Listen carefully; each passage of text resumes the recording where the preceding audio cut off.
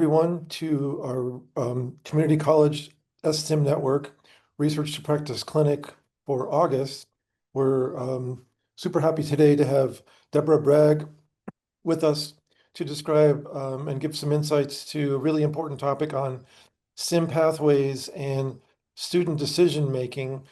Student decision making being a frequently overlooked critical element of the STEM pathway process. So I'm going to turn things over to Deb and let her introduce herself and get things started. Well, thank you, John. And thank you to everyone who's found your way here on probably one of the busiest days of the academic year. So we apologize for maybe selecting a time that isn't super convenient, and we really appreciate your being here. I'm Deborah Bragg. I have been studying community colleges. Feels like most of my life, but certainly all of my career. I was a founding director of the Office of Community College Research and Leadership at the University of Illinois, and went on to spend the last formal part of my university days at the University of Washington out on the West Coast. Since that time, I have been working as an independent consultant, and I'm super excited to be part of the Community College STEM network with John and others who are here on the call, so on this Zoom. Um, what I prepared today is some comments that relate to a research literature review brief that has just been posted to the CCSN website. So we haven't even done any sort of social media promotion, so you're getting the first view and you're part of the very first conversation about this research. So we're super excited about that, and excited to move. I'm going to move us along here. Um, but I will be asking you all for introductions. So be prepared to share a little bit about yourself because we don't have a very big group. And it would be really good to know who's here with us today. Um, Before we do that, though, if you're familiar with the College STEM network, we just wanted to make sure you do know who we are. We're a group of researchers, practitioners, former National Science Foundation program officers, and policy leaders, and a growing group of people who care about STEM education in the community college and STEM grants. So we bring together the research with practice in, excuse me, in trying to improve student success in STEM education. Ultimately, that's what we're about, and we're very focused on the community college. We're also very well aware that well, it's like the National Science Foundation have done a lot to extend funding to community colleges. Community colleges still don't get quite their fair share, in my view, of the resources that are needed, and well deserved to do a great job with STEM education and really serve our students. So we have highlighted that issue with the nation and with the National Science Foundation, and we want to bring attention to the good work that's going on in community colleges, and that's really a big part of what we're doing. Our lead partner is Rutgers University. We also have researchers at the University of South Florida, University of Washington, and the Foundation for California Community Colleges. And in addition to that, there are folks like John and me who just, I think we're kind of hangers on here, John. We just do our part. Um, Try to keep this whole agenda moving forward, but we love doing it, and I'm super happy to be here with John today and with all of you. Um, I'm just gonna, I guess the first question, again, we're gonna do introductions real quick here, but why focus on STEM pathways and especially college student decision making? When we proposed this network to the National Science Foundation, a core of our proposal, we don't know the decisions students are making as they navigate a STEM pathway. And we're going to ask today, what do we mean by a STEM pathway?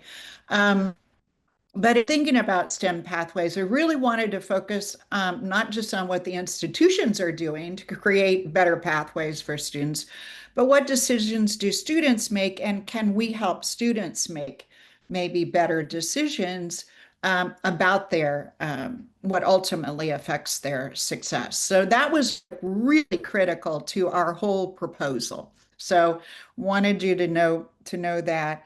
And we very early in this grant, Maria Espino and Elizabeth Meza conducted a rigorous literature review looking specifically at what we knew about community colleges who've been awarded STEM grants.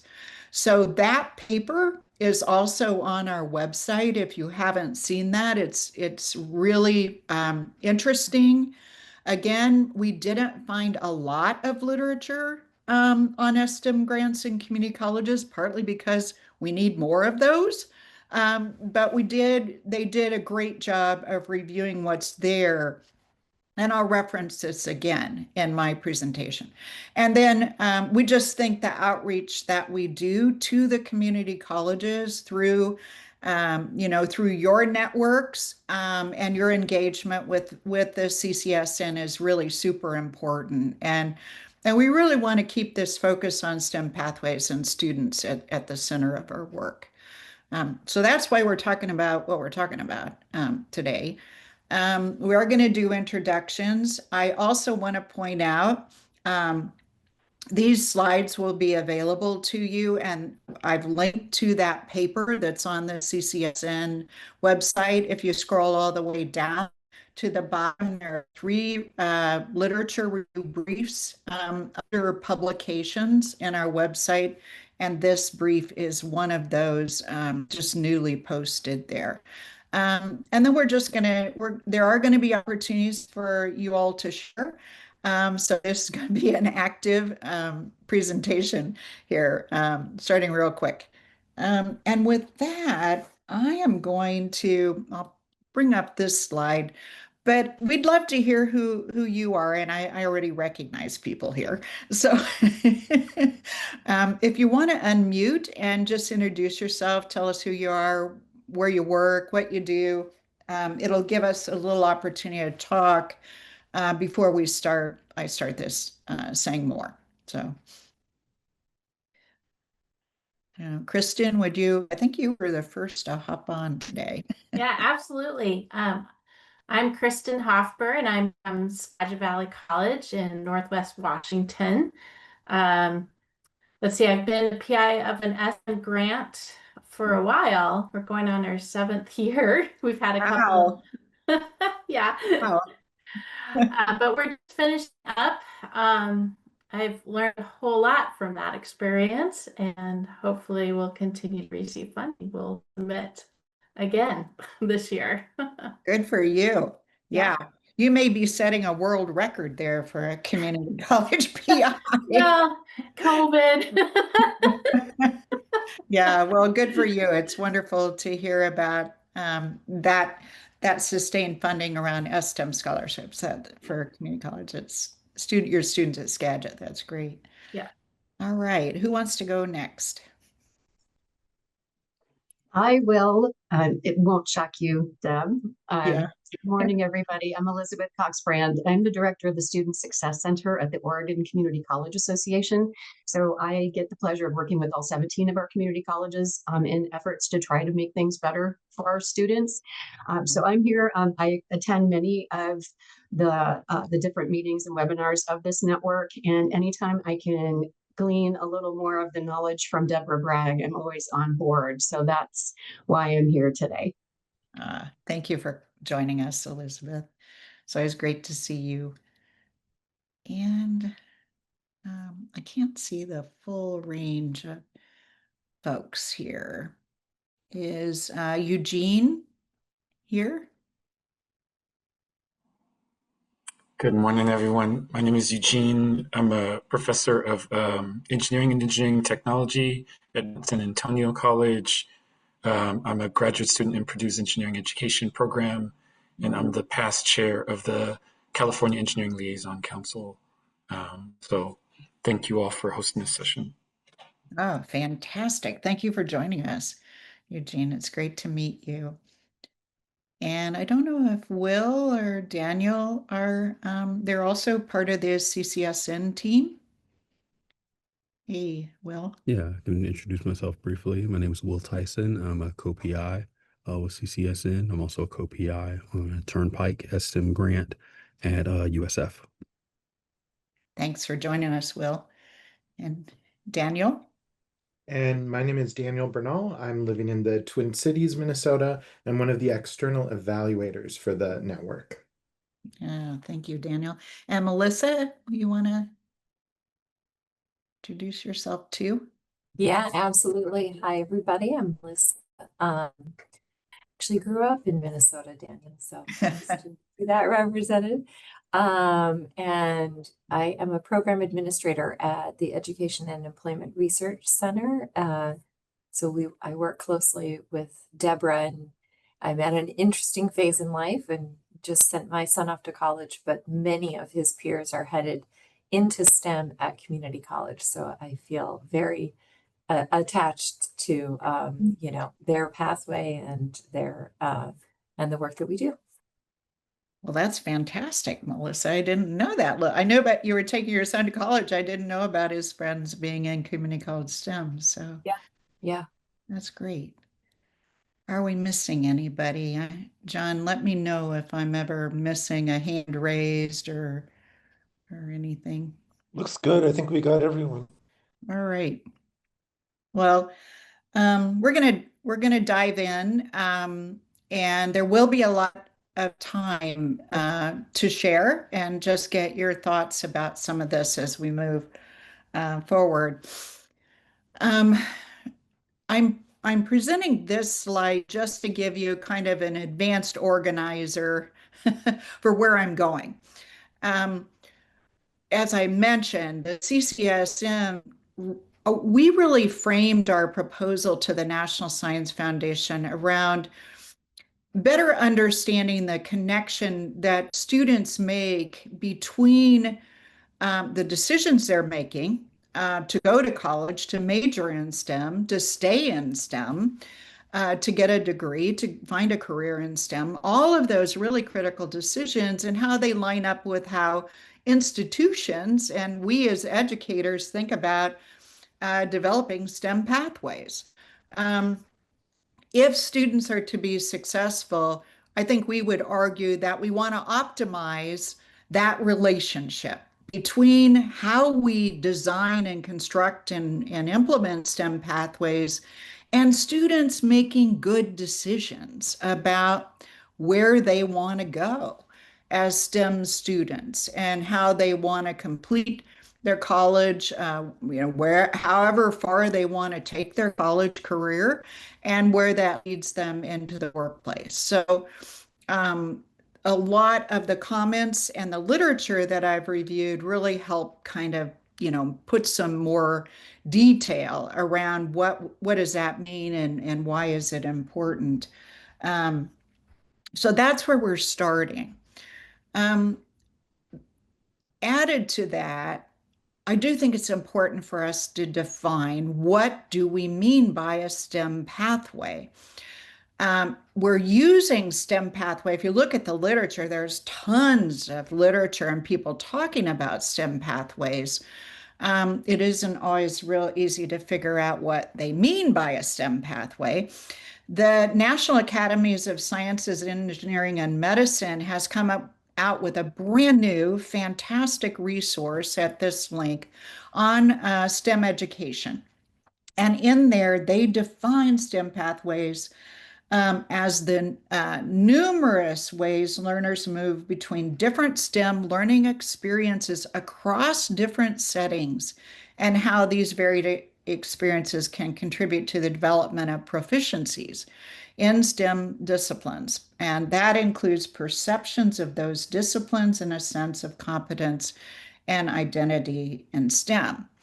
So that's kind of a big definition. I don't know what you think, but I think that's kind of a big definition. And it definitely contrasts with maybe what we think of as a STEM program or a STEM, a STEM program of study or a particular STEM degree or credential.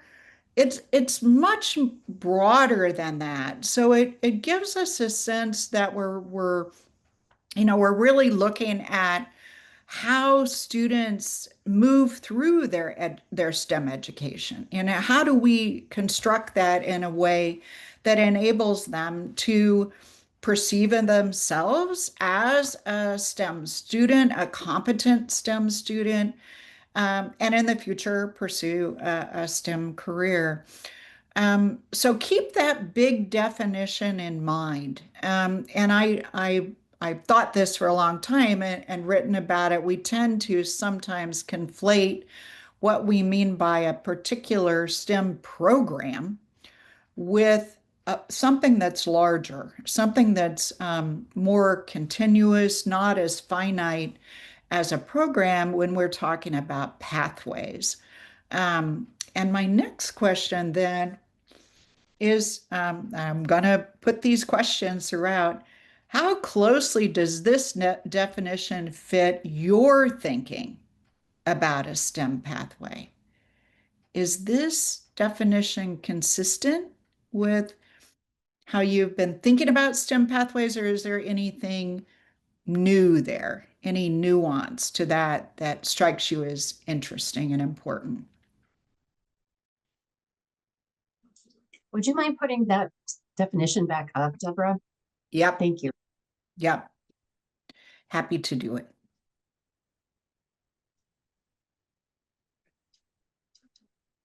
To me, it's something that you had already mentioned, which is thinking of STEM pathways, especially at like the institutional level. It was much more about programs or majors, or it was a very finite kind of definition, and this is very, very much broader.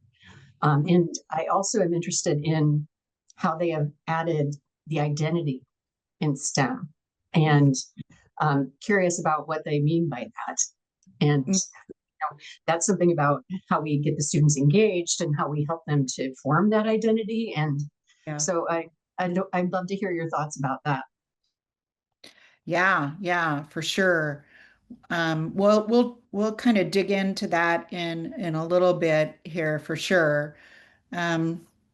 Anyone else want to comment on anything that strikes you as, or maybe it isn't. Maybe this is how you've always thought about STEM pathways.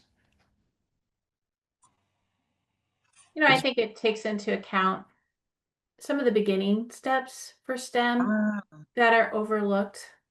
Often at community college, students start out in pre-college math. And, I think we really have to think about that when we're thinking about STEM pathways and how to improve that movement through pre-college, so students can reach those college level STEM courses. Yep. I agree. We're gonna talk a little bit more about that too. And Eugene, I saw you unmuted there also. Yeah, maybe just hopping on a little bit of what Kristen shared. I think thinking about the relationships that students kind of engage with as they move across systems. So thinking about pathways, but also like the interfaces. What happens when students don't have their previous learning experience acknowledged as they're moving in and out of institutions? How does that affect their perception of a pathway, perhaps as full of seams as opposed to being seamless? Yeah, that's a great point. I think the definition, one reason I liked it is that I thought the focus on the learners and how that taking that point of view is so important to being able to operationalize what STEM pathways mean or what success means for students, um, and recognizing that it isn't necessarily a part of a finite one experience. It's cumulative. It's happening. We're going to talk. I'm going to talk a little bit more about this. It's whether students know it or not. It's starting in K-12. It's starting when you start to school.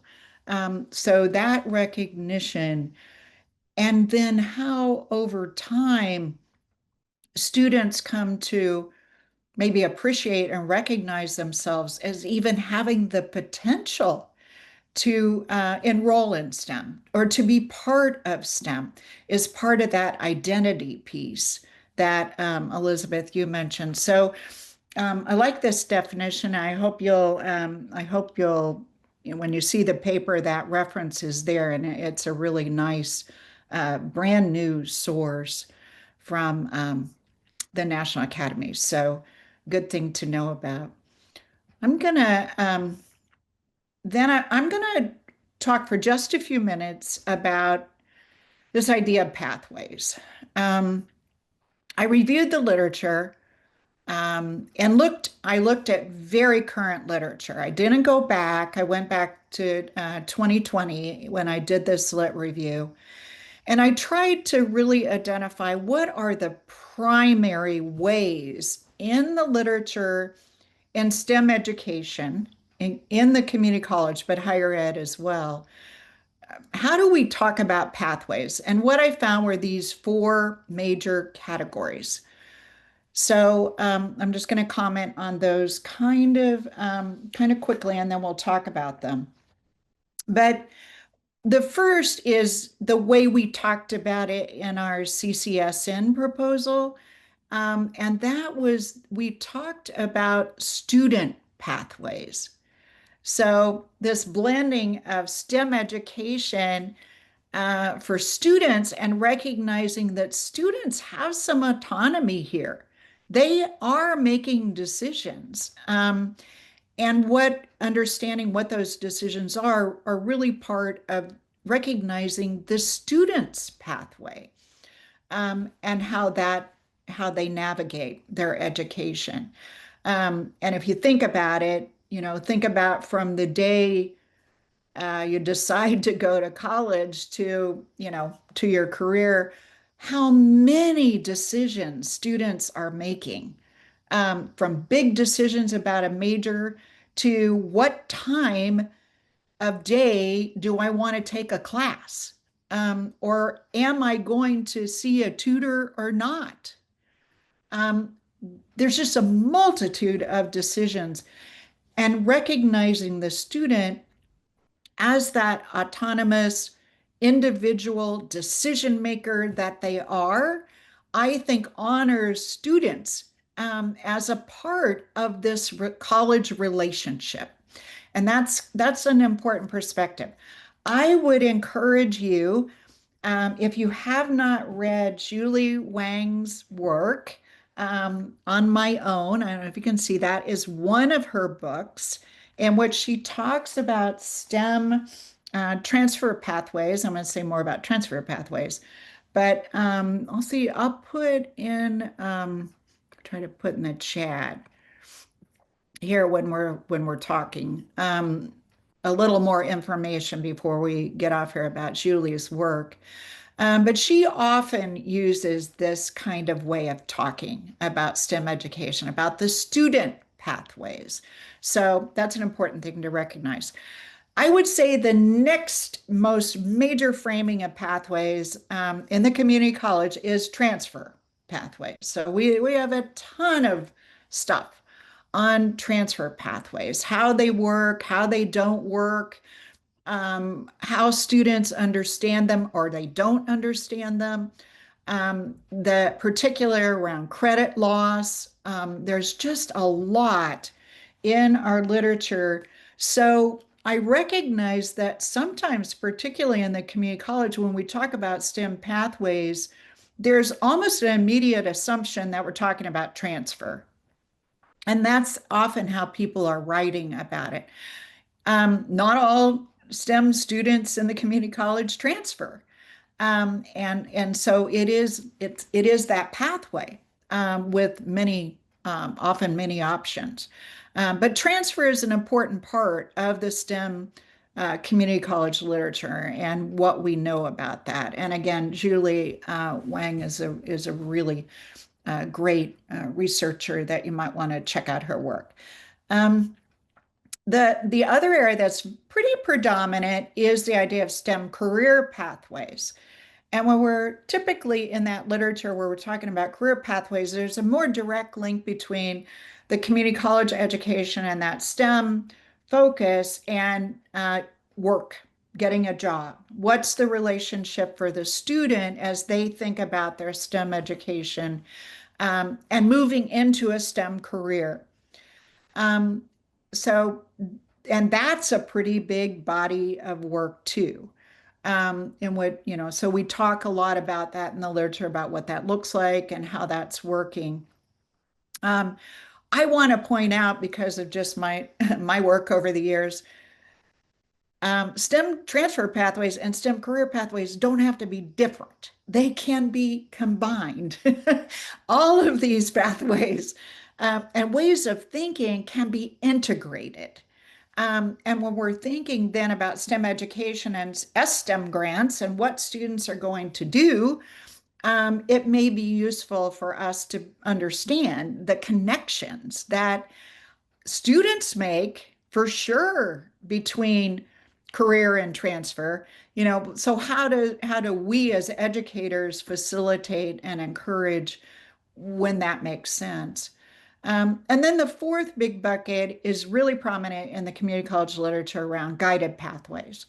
And in the guided pathways framework, we're mainly there, not so much talking about like STEM education programs, we're talking about institutional reform around making education pathways more transparent, more understandable, and really having those features that lead to a student to be successful. And again, not just in STEM, but as I point out in the brief, the Community College Research Center does have a project in which they're looking at STEM guided pathways.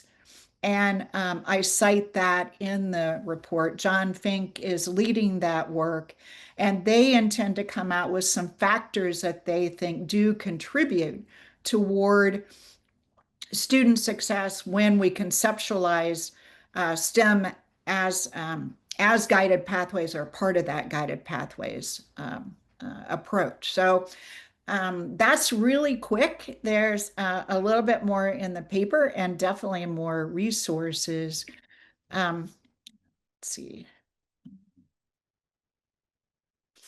And again, my question, I'm going to pause here, is which one of these approaches to STEM pathways do you think makes sense for your students? And it doesn't one or more of these. How are you thinking about STEM pathways in your work? I'm really curious.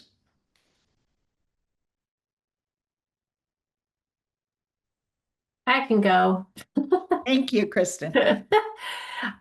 So our institution has been undergoing guided pathways reform for, I don't know, 8 years.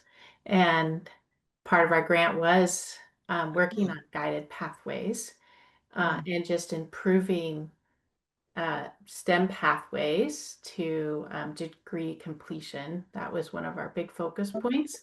Often students don't finish their degree or their transfer degree. And so we're trying to improve those pathways so students do graduate. And part of that work was in supporting students at those early important points like math, Okay. chemistry, those what we call gateway courses, and identifying what those are at our school because they can be different at every school. Yeah. And then of course in mentoring and then research experiences and other high impact practices that can really support students' sense of belonging. Great. And it sounds like transfer is a part of how you're thinking about that path for your students. Yeah, I almost want to say all of those. Like, I think all of those pathways That's are good too. important. And transfer is built into guided pathways. Like, guided pathways can mean everything in that definition. Yeah. So yeah, and it's amazing. We've been working on guided pathways, it seems like a long time, and we're still working on it. Yeah. Yeah. Big change. Hmm. Change. Really big change, yeah. Yeah. Well, your sisters to the south are right with you, Kristen, because we've been working on pathways for it seems like forever as well. But I still feel like with everything, we just need kind of a pass from COVID because that just kind of took the wind out of our sails with a lot of things. But to your point, I was thinking too how all of those definitions coalesce, or they should be together, because even when you talk about guided pathways, yes, that does work into transfer, and it does include, especially now as we're looking at labor market outcomes, career for our community college students. But if you do the aspect of guided pathways, which is individual educational plans, that's the student pathway. That is particular to each student. So I, like you, think that all four of those definitions together. Mm-hmm. Mm-hmm. I like that too. Eugene, did you want to add anything or pass on this go around? Yeah, I was just going to say ditto. I think all four kind of fall in the work of practitioners in the community college. I think guided pathways for a long time was kind of the main name that was applied.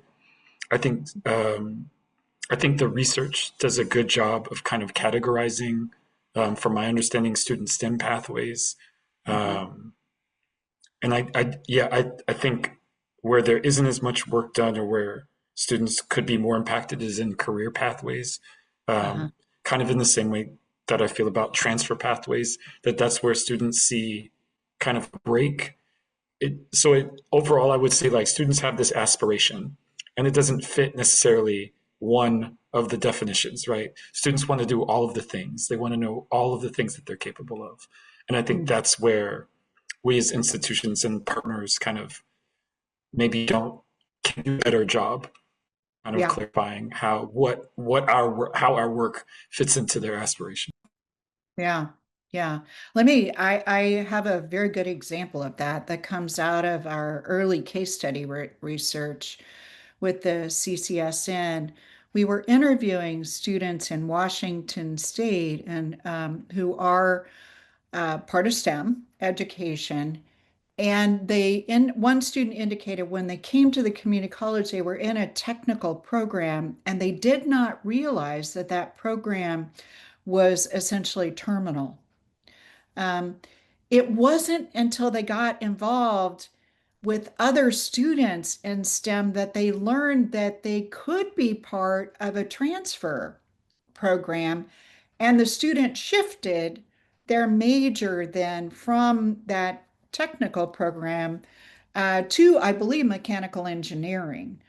Um, so we do see that it's so important for us to help students understand what these options are, because if they don't know, they don't know what their opportunities are. They don't know how to build a pathway or how to make good decisions, because in some ways we've bounded the information that we're sharing and assuming maybe that they know more than they do, and that's not, as educators, we got to stop doing that. We got to provide students with all the information we can. Well, I'm going to move us on. So the next part of the paper talks about, well, what are some of these common elements? And this is where I'm just going to reinforce what you all have been saying. Because as you said, Elizabeth, in guided pathways, the very first step is for students to assess their own interests and their own abilities and to develop a plan an individualized plan with goal setting. And now you understand, I mean, from the perspective of college student decision making, this is critical. This is critical, I would say, for any way that we want to think about pathways and student success. So, however that happens, the literature would say it's really important. If we're going to empower students to make good decisions, then we have to help them be introspective, reflective, understand themselves, understand how they identify with science and STEM. Um, that's really important. And then I put up at the top of this list the cohorts and learning communities are often a part of pathway models, and mentoring and mentorship. And I put those at the top because those are so critical to STEM and to STEM scholarship grants. And I don't know, John, if this might be a good opportunity for you to say, in your background, why are those elements so important to STEM grants? But I know they are important. Well, primarily it was the empirical evidence that those are associated with increased retention and completion. So that was one of the ways to encourage PIs to include that in their overall student support package. Mhm. Yeah, yeah, thank you. So that's in the literature, it's also part of the STEM program, and the way the National Science Foundation is encouraging um, the design of a successful STEM grant project or program. But there are a lot of other elements, and Kristen, you focused a bit on how we start students that might not be quite on track with some of those college level um, STEM requirements. And so how we construct, for example, co-requisite developmental math is really important to get students even on the path, so that they can continue. So that's a critical element. We've talked about transfer. When we talk about career pathways, we have to talk about high value credentials. What credentials matter in the labor market, in these STEM fields?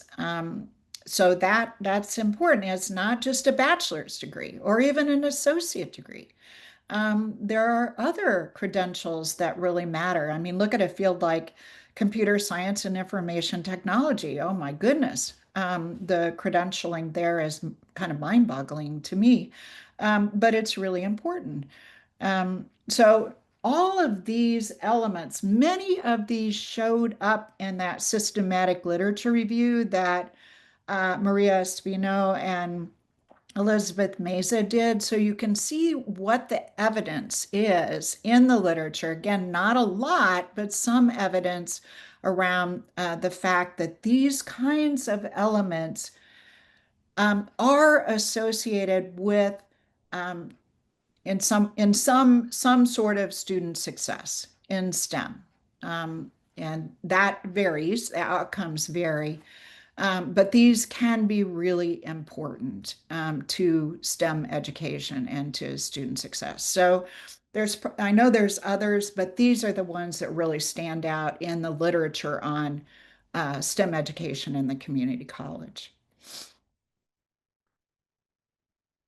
So I'm going to ask you, which one of those elements are part of your grants?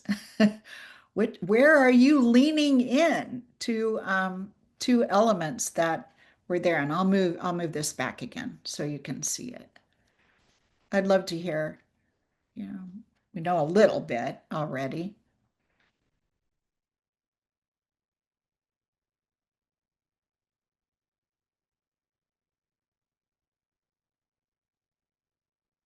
We heard a little bit about it sounded like developmental math. And I don't know if it is the co-requisite model. Is that the model, Kristen, that you're using? Yes, and we actually had to write a second grant to complete the math pathway work. Oh, wow. So we have an IU's grant and an STEM grant. Wow. And we found that we really needed additional support to complete the pathways worked. And we, right now, for STEM pathways, we are using an accelerated model, not Okay. a requisite model. So Okay. just if students start 3 levels below college level math, we have a accelerated pathways model where they'll be able to complete college level math within the first year, first 45 credits. And we are currently evaluating how that's working, Oh, good. and then looking at transition rates. And then we may go to a co-requisite model or an I-bested model, Yep. which I think is preferred at our college, Yeah.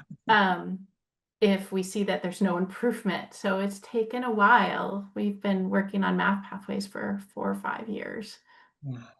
That's a Yeah, really, really important piece of it this. is. I think it's surprising how long it's taken, but that was during COVID. But we certainly, in part of our grant, we have first quarter experience, and part of our grant is meeting with all students and planning, developing an educational plan, and then strong mentoring, individual mentoring. I think when students talk about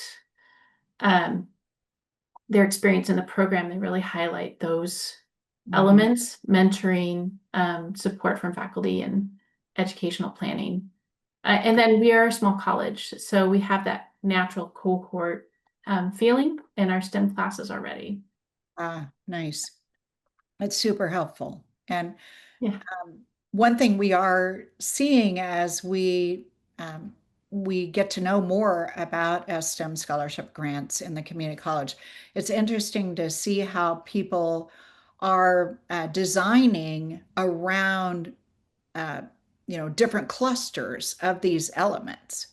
There may be a little bit of a lot of this going on, but there may be more time and priority around particular elements like the developmental math or mentorship or whatever. So it's kind of like we were saying, the pathways are all connected, those views. A lot of these elements are there, but what is the priority that they take on in an STEM grant? And then what difference does it make? I mean, that's what we really need to know more about. Like you, thank you for your evaluation work. It's so important. And here, Elizabeth, where I was thinking about these intentional strategies around a sense of science identity or STEM identity, a number of the grantees at all levels who have STEM scholarships do survey students to understand how that sense of identity develops over time. We also know that students who have different demographic characteristics have a different sense of identity and understanding what that is and what that means, so we can support our diversity of students in STEM is really, really important. And I think I was just looking at brand new literature that came out of the 2025 ASEE conference, Engineering Education, American Society on Engineering Education. Now, if you all saw, but a whole bunch of papers and posters have just dropped, and I bet a quarter of them had something to do with science and STEM identity and measuring what that is and how that relates to other student outcomes that we're hoping for. So I'll stop talking there. Elizabeth, you have your. The thing that strikes me about this, and just from what I've seen with our co-requisite work in Oregon, is that the students, we typically think of students in STEM like they're the pre-calc, they're ready to go, they're, the rock stars that are already going to, hit it out of the park. But what we're seeing in the co-recs are students who thought they weren't STEM people. They thought they weren't math people, who then get the good experience, get the reinforcement, get a lot of these things. They get like a learning community in their co-rec group. They get that advising, they get that mentoring, they get all those different pieces. And by the end of that course, they are realizing, I can't do math. I am going to go on and do science. I'm going to go on and do math. I'm going to go on. So to me, especially in the community college where so many of our students get placed into developmental, especially in math, that co-rec piece can be extremely critical as far as helping to create that STEM identity for those who didn't think they had it. That's fantastic. That is really fantastic. So, I'm just thinking, Elizabeth, we might want to have a conversation about some of these instruments to measure science identity. It might be interesting to measure some of that in the co-recs because you may see some evolution there. Yeah, I mean, I'm thinking particularly of one of my early adopters, one of my champions, right, who's at a small college. She was a middle school teacher, so she's an educator first, and then she's a math person, right? So she understands this, but she has her students in her algebra co-rec. It's now called pre-calculus in Oregon. The pre-calculus co-rec, she has them journal through the term. And so she has that record of how they felt coming in. And then you can see the identity develop through the term. And at the end, they're having these comments about, this has changed my life. I didn't think I could do this. Now I can do this. I get goosebumps when I talk about it, but it's fabulous. Yeah. Yeah. One of our new research partnerships is with an STEM grantee at a college out in the Northeast, and they've been using that journaling to and are looking for some help around telling some student stories around where they started and what influenced them. And so very similar to what you're talking about, Elizabeth. It's so powerful. We use those a lot to help, especially with faculty who aren't believers in the co-rec, if you will. And when you hear those stories from students, it's extremely powerful. So yeah, the journals are great. Yeah, great. Well, given our time, I'm going to jump into this last piece. And I'm not going to go into too much depth here. The paper has a lot more, but I kind of went back and traced, well, how do we even talk about college student decision making in the higher ed literature? And if you go back about 40 years, you get back to Hostler and Gallagher's model of very basic college choice. And you realize really quickly they're thinking about an 18-year-old who probably has college educated parents, and they have this big portfolio of potential colleges and universities that they're going to attend, and they're thinking through, how they would fit. All of that's fantastic if the student's profile fits. But more and more, our student profiles do not fit.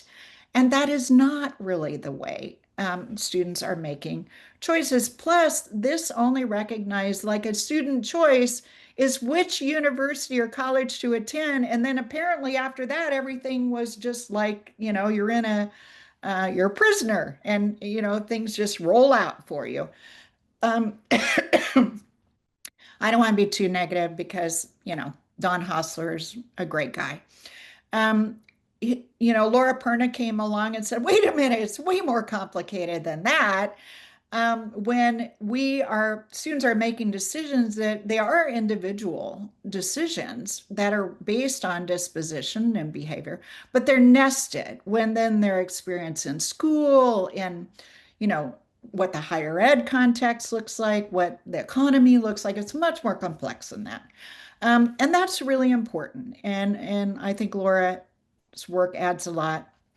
Also, another major theory that you see in this literature is social cognitive career theory, which is really, I think, what's so important with student decision making is this theory starts with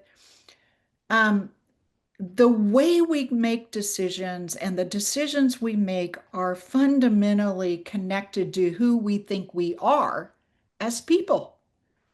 Like we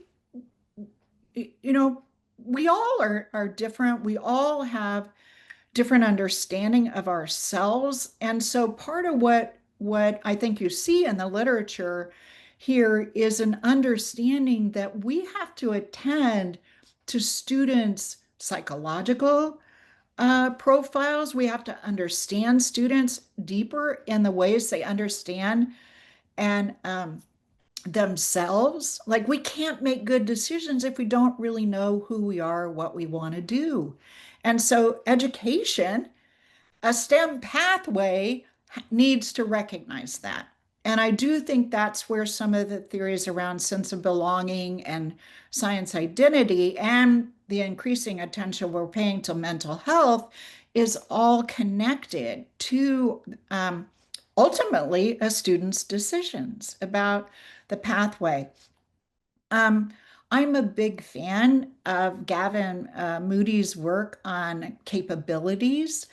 If you haven't read Gavin's work, he's an international scholar from Australia, did his PhD in the US, and I've worked with Gavin and others. But anyway, it's very important. He talks about a student recognizing their capabilities as important to creating their own sense of identity and voice, advocating for themselves when they see themselves as capable.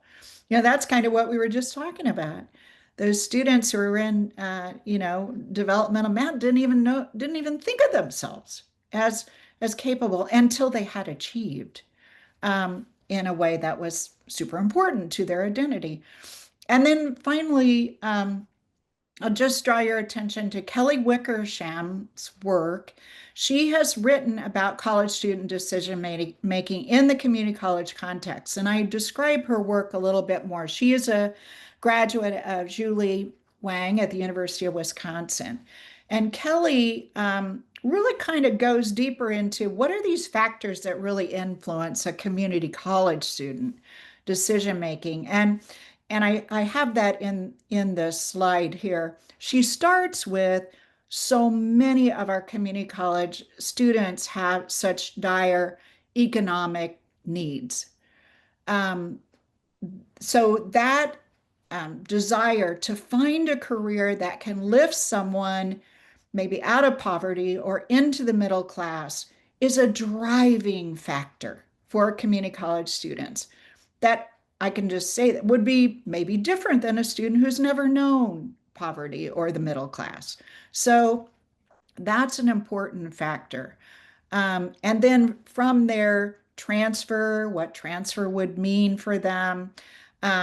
These students in the community college are very sensitive to instructional modalities. How flexible are we in the community college? How are we delivering instruction? What does that look like? And then just the opportunities downstream for career advancement. Another really important factor there is place and geography. That really affects our community college students and the decisions they make. So that's a really, I think, important piece of literature there.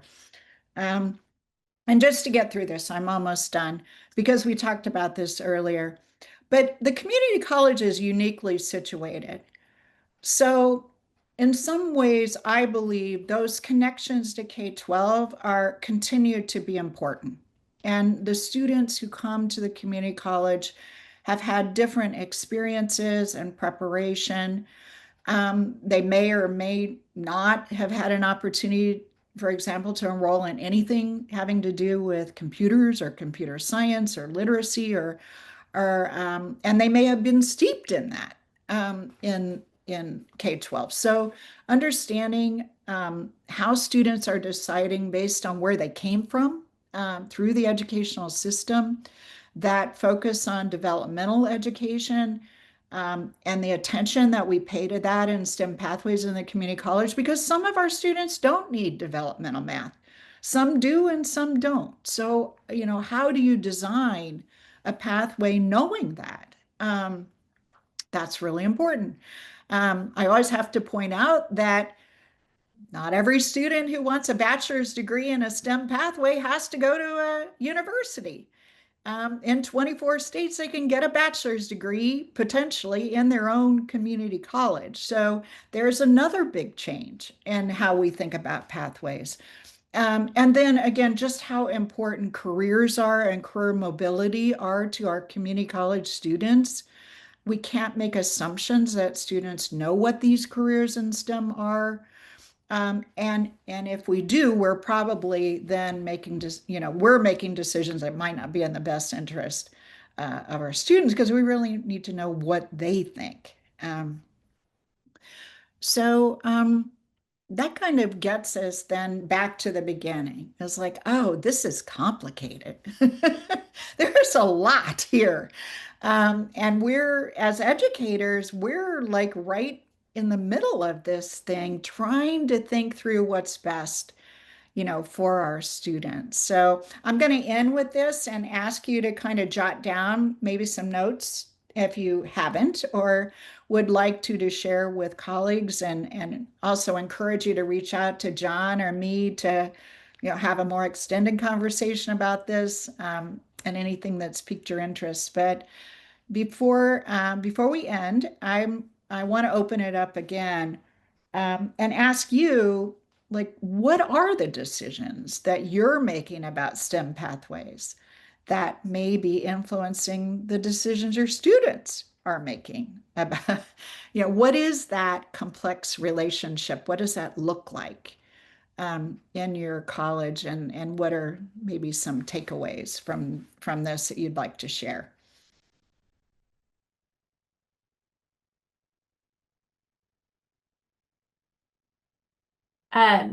Thank you so much for this presentation, by the way. It's always helpful to hear a presentation geared for community college students, and just so many of the decisions they have to navigate.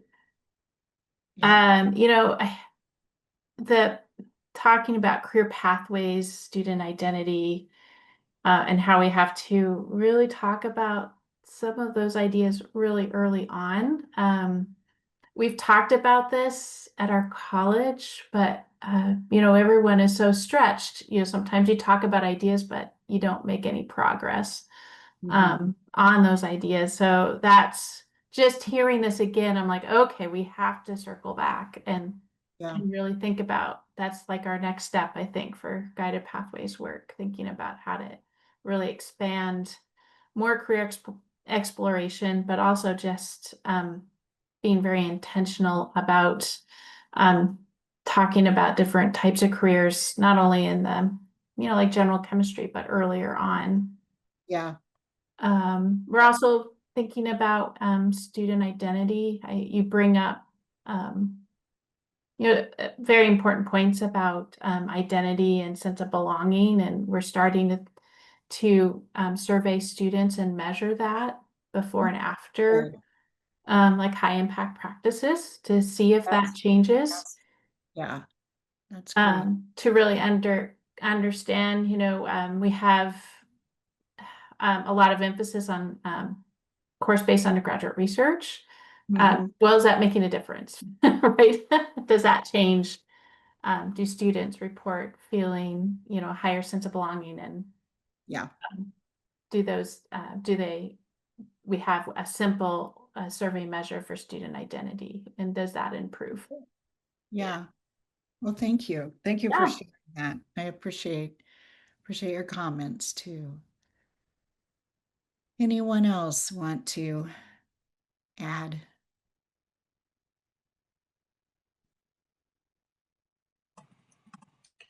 Yeah, I can share. Just yesterday, and had interactions with students as they're beginning the semester.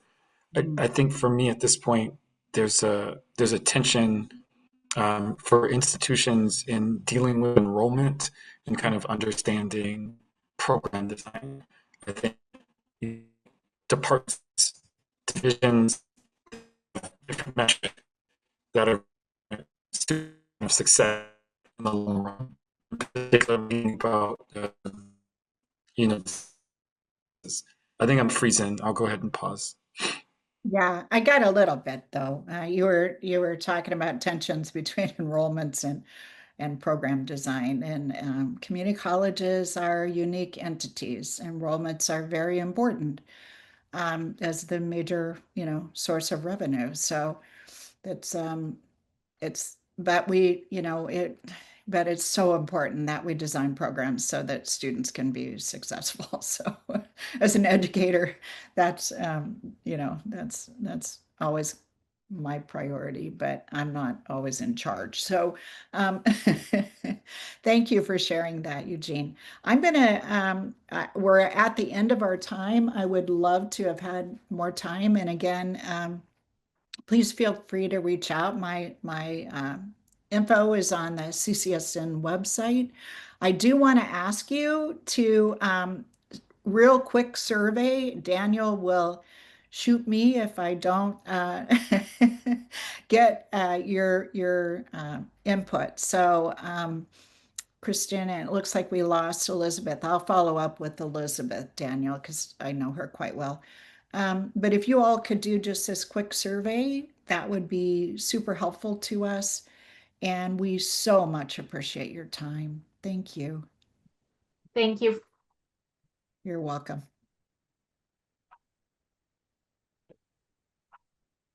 Thanks, Deb. And thanks everyone for dropping by. We appreciate your feedback on the survey and look forward to seeing you at our next Research to Practice clinic.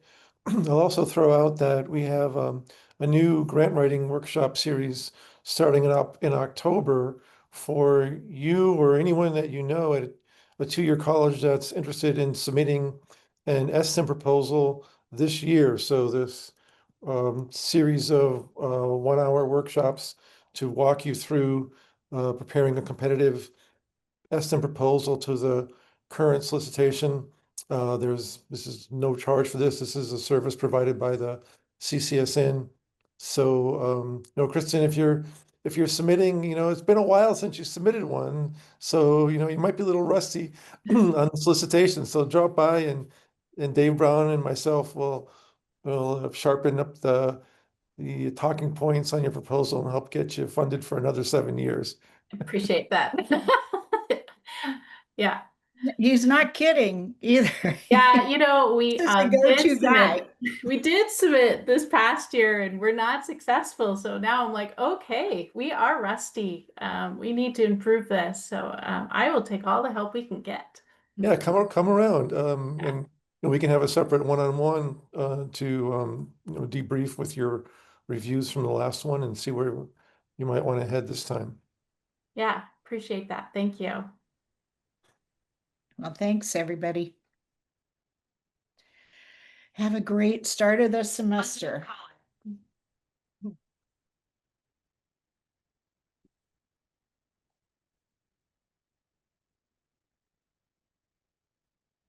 Well, thank you, John. Yeah, thanks. Let's see. So we're gonna have our other meeting for the webinar plans. Yeah. You want to just, I can end this one and make sure that the recording gets stopped, and then I'll join you on the other link. Okay. What do you mean by just go back to that link and get back on? Let's see. Let me just stop the recording here. Let me see.